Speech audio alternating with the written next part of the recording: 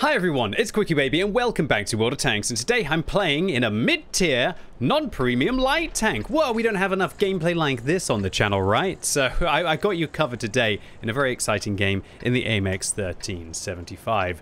We're right in the middle of this matchup. There are some scary tier 8s that we're going to have to deal with, especially vehicles like the Projetta 46 and the Boras that might be dominating vision. So as you can see, I'm running an exhaust, vents and coated optics on this vehicle to give a full scouting build. And that is because when I spawn in on Corellia Assault, if I'm in a light tank, I am always going to try and contest that D4 area. If you can manage to get to the D4 area, you will spot all of the enemy team, and you got to hope that your tank destroyers, who are going to be sitting up on the ridgeline, this plateau that you see up here, will be able to get some early shots for you. I love Assault. I think Assault is just so comfortable for me to play, because there's usually one way that you should attack a map. There should be at least an optimal way to play. Now, of course, you have to change the way that you're going to play depending on the matchup, the kind of tank you're going to play. Also, you should be respectful if they've got some really scary platoons or some really powerful vehicles that may be able to stop you from fulfilling your plan.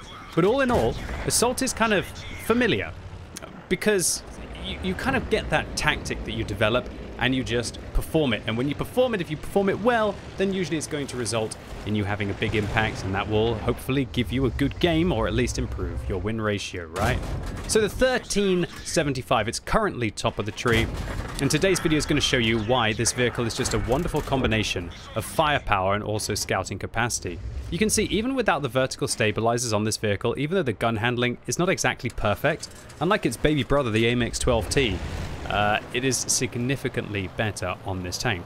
Funnily enough, it actually has the same gun as its baby brother, and by far the worst thing about this vehicle is the amount of ammunition it can carry. For some unknown reason, Wargaming only allow this thing to carry 36 rounds of ammunition, and 36 rounds doesn't sound like it's too little, but when you only hit for 135 at tier 7, that is not enough. You've got a potential damage of this tank of 4,860. That's it. So if you hit every single one of your shells, you'll be cutting close to 5k damage by the end of the battle, if you manage to penetrate them, right?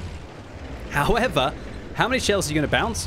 How many shells are you going to have to invest into low health tanks to be able to finish off? And then things start to get really awkward and hairy towards the end of the game. If there's one thing I hate about limited ammunition, it's not about running out of ammo at the end of the battle, because that happens very seldomly. Although I say this, and I think I had a Faden's medal, a natural Faden's medal, live in one of my playing videos. I think it was in 2023 in this very tank. So this tank really surprises me that it keeps coming up with these fabulous games, even though it's something I play maybe like once a month, or when it gets voted for on the poll website on Twitch. So the 1375, a surprising combination of firepower and also still scout capacity, which just gives it this real fun vibe on the battlefield. I guess the only problem with a tank like this, apart from that limited amount of ammunition, is that it does have a premium competitor, the 1357, which, while it does have a smaller gun, is just so much more mean-spirited, able to dump out rounds every second rather than every 2 seconds with a tank like this. Although the disparity between the vehicles is not that high. However, as the 1357 is a premium tank, you could use your tier 10 French light tank crew in that, as well as make the extra crew training, as well as make the extra credits, which is probably why a lot of people overlook the 1375. Oh gosh. One thing that does suck about playing these mid-tier light tanks, however, is the amount of hit points you have. You have 850, and you get hit by a high roll from a Tiger and an average roll from a Basante, and suddenly you're not feeling so good. So this position here was really awkward for this tank. I advanced because I thought, hey, I'll get some more vision. Can't really worry about the Basante, who's over towards the north. And then instead, what I'll do is light up these tanks for everyone sitting on a ridge. But interestingly enough, you can see that the Scorpion and the P43 Bis, who I was hoping that I would be able to spot for and allow them to destroy the Boras, are actually waiting for the Basante to come round the corner. But the Basante isn't coming round the corner, the Basante is dealing with me. And so this means now we don't have any of those players shooting across for us, and finally the Basante gets spotted so close to the ARL, and clearly the T52 and the ARL were not doing their job of trying to keep that location lit up.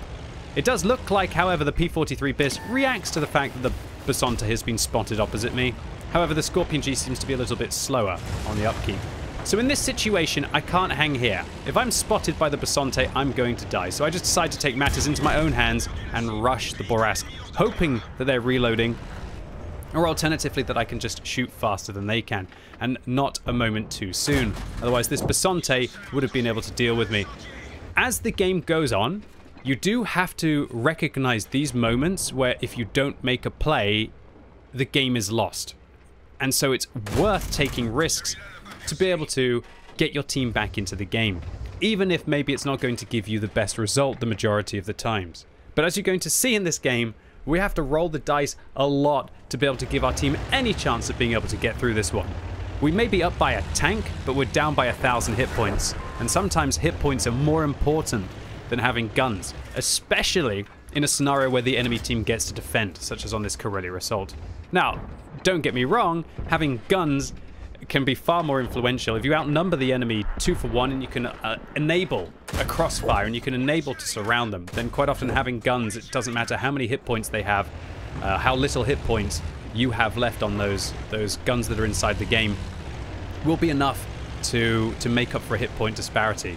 But quite tricky in this kind of a scenario where the enemies get to defend and force you to have to assault and stop you from being able to flank them.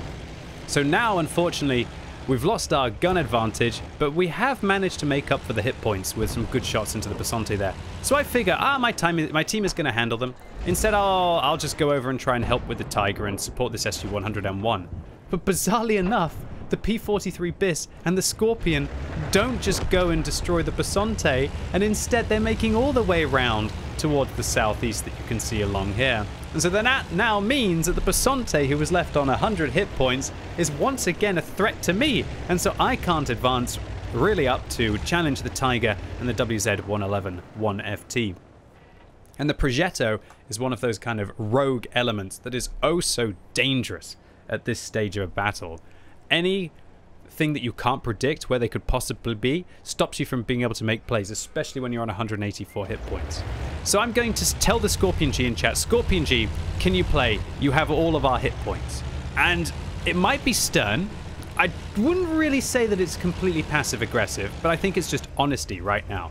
The Scorpion has to invest their hit points in playing to try and create some room to allow the rest of us to play the game. And holy moly, the Scorpion G, called Raminator, actually does open up the map by finishing off the Progetto, which now means that I have more space to be able to work, and there's no opportunity the Progetto could be up towards the northeast and creating a crossfire on me.